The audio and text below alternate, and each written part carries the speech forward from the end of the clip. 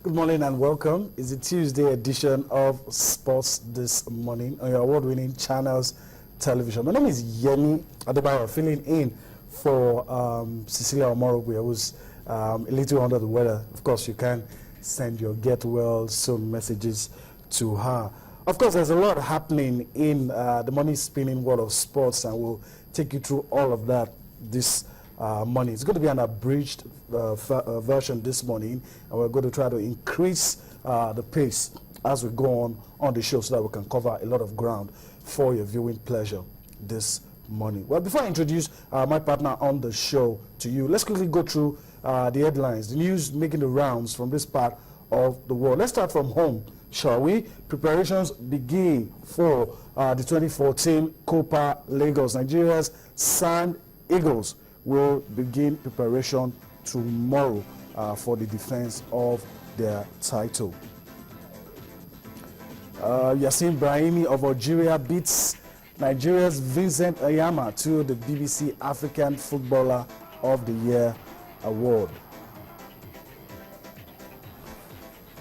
The best three players, according to FIFA, have been shortlisted, and what you have on your screen is the Ballon d'Or finalists. You have Manuel Neuer of Germany, Cristiano Ronaldo of Portugal and Real Madrid, and of course Lionel Messi of Barcelona and Argentina.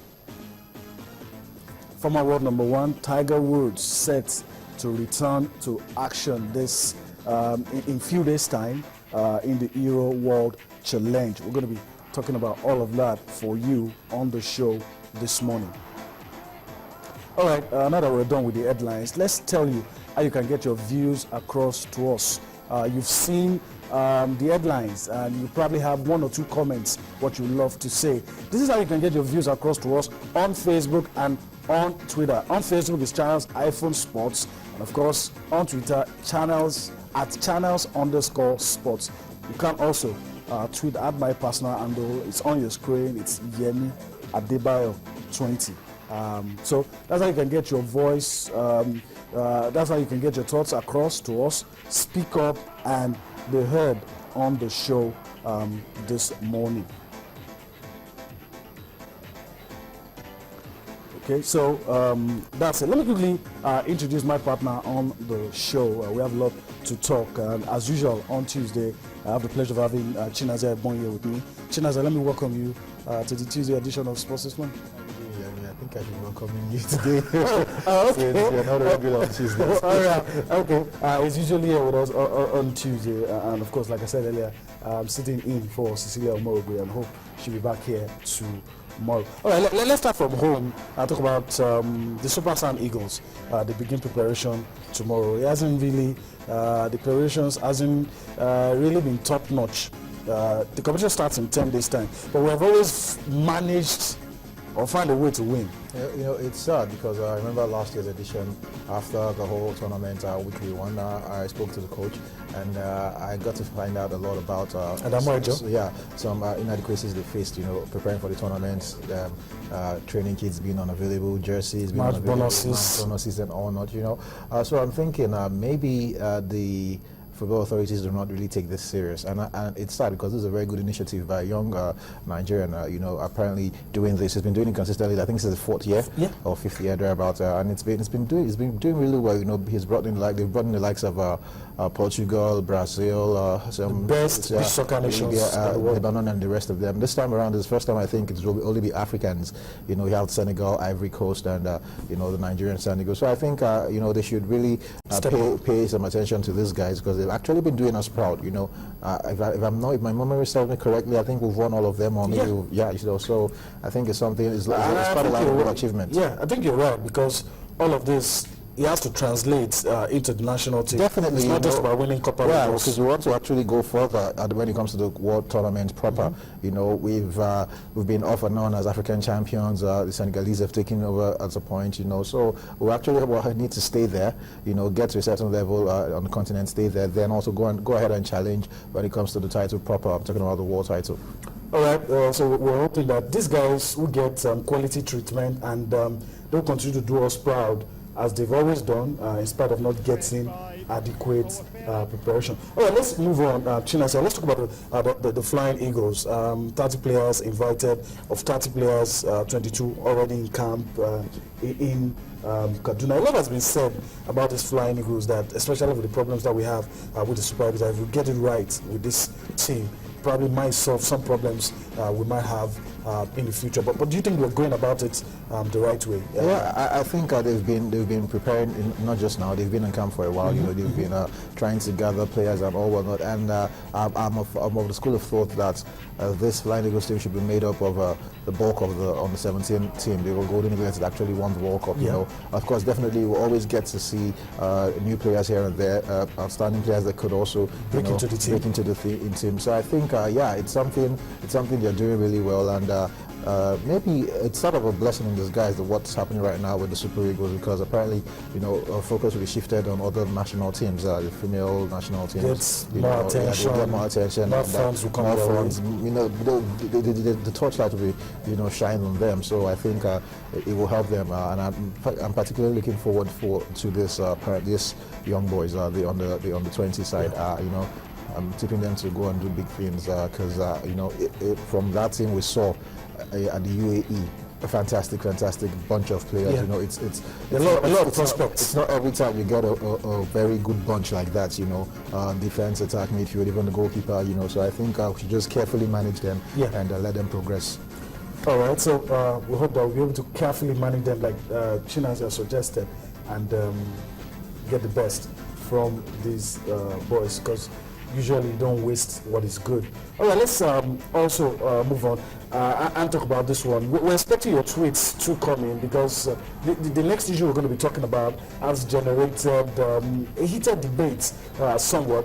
Some people arguing about who should have made it, who should not have made it, and who eventually should win, especially after the comments of UEFA President Michel Platini. Chinasa, let's talk about the shortlist. First, let me ask you if you were surprised when you saw those three guys. Ronaldo and Messi, of course, are given the past 3, 4, 5 years. They've always been there, you know. 6 years actually. Yeah, but Manuel Neuer. Now the one question you ask yourself: was Neuer the best player in Germany, in the German national team? Is he the best player at his club, Bayern Munich? You know, if you can comfortably say that, you know, I think Neuer is the best player in Germany and the best player in Bayern Munich, then I think you could justify his selection. But a lot of people will tell you, Neuer, you know, they will pick maybe a Philipp Lahm. I'm talking about from the German national team now, the one who woke up, a Philipp Lahm or Thomas Müller, you know. But I think it's sort of what Platini has generated in a way, you know, talking about how a German World Cup winner should be the Ballon d'Or. I don't think that is a criteria, because the World Cup, like I keep saying, the World Cup was only for a month.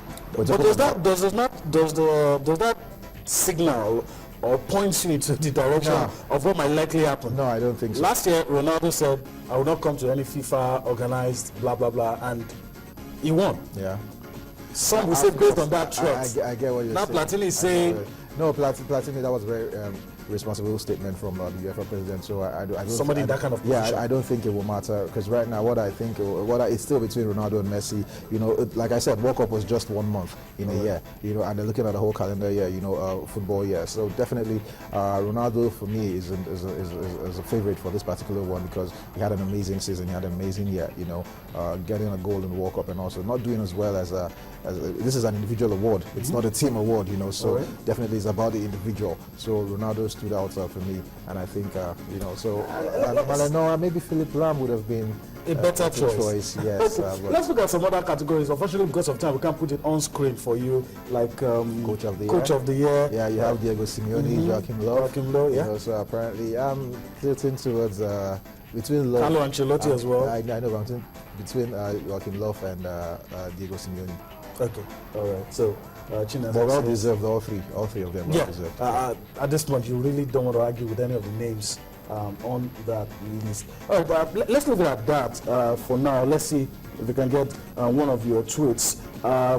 This one, I'd like to react to this one. Chinasa, Dada Emmanuel at Deolani88, I hope, Deolani88 says, I think your True should have won the BBC award. and not Brahimi. Most people didn't see it coming. At some point, it was Yacine Brahimi and Vincent, and I said, oh, Vincent was going to win. When the announcement was made, it was Yacine Brahimi. But I don't know. The problem is what is obtainable in this part of the continent.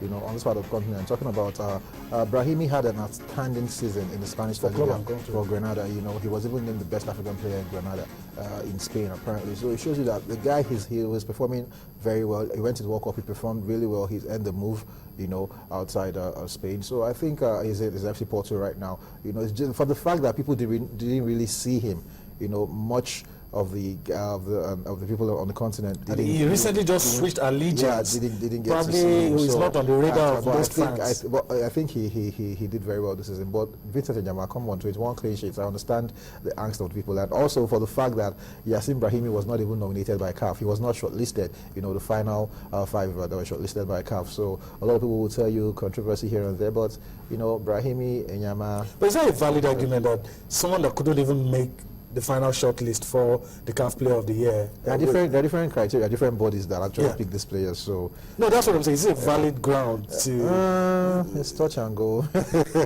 No awards can really please anybody. I'm very sure most of us are emotional because we actually expected Vincent Enyeama to win, especially with what he has done this year. But better luck next time for Vincent Enyeama. All right, we're going to go on a break. When we come back, action resumes tonight in the English Premier League. We're in that time of the year where you might be playing three matches in 10 days. We're in that crucial period where guys play football on Boxing Day. So let's go on a break. When we come back, we'll be looking at the English Premier League fixtures, probably listen to Brendan Rodgers, and of course, if we have time, talk about what's brewing in the boxing world. Tyson Fury demanding a bout with Vladimir Klitschko.